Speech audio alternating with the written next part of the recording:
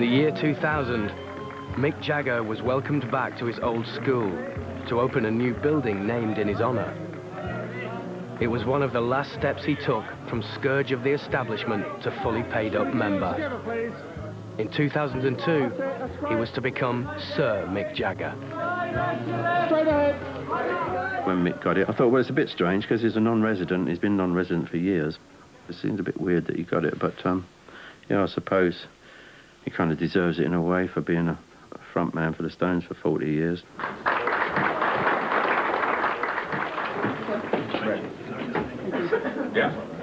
Even royalty now pay homage to this prince of the rock aristocracy. We'll lounge.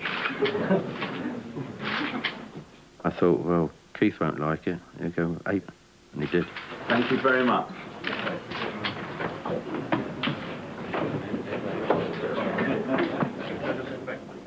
I ain't going to get it because of my behaviour in the 80s.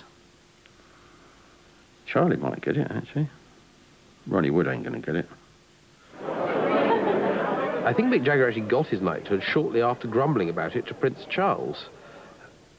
Prince Charles expressed surprise he hadn't got one, and Mick Jagger complained about it and said, yeah, it's an outrage, isn't it?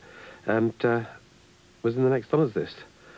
So a word in the right ear always helps. But I don't think there's anything odd about it. I think it's entirely predictable. And no doubt in 10 years' time it'll be, I don't know, Sir George Michael.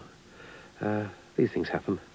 I wouldn't really like to have an award because I would never like to get dressed up in those clothes to go to Buckingham Palace, because that's one thing I've always said in my life. I will never, ever wear evening dress, and I'm certainly not going to wear them grey things with a top. Are you serious?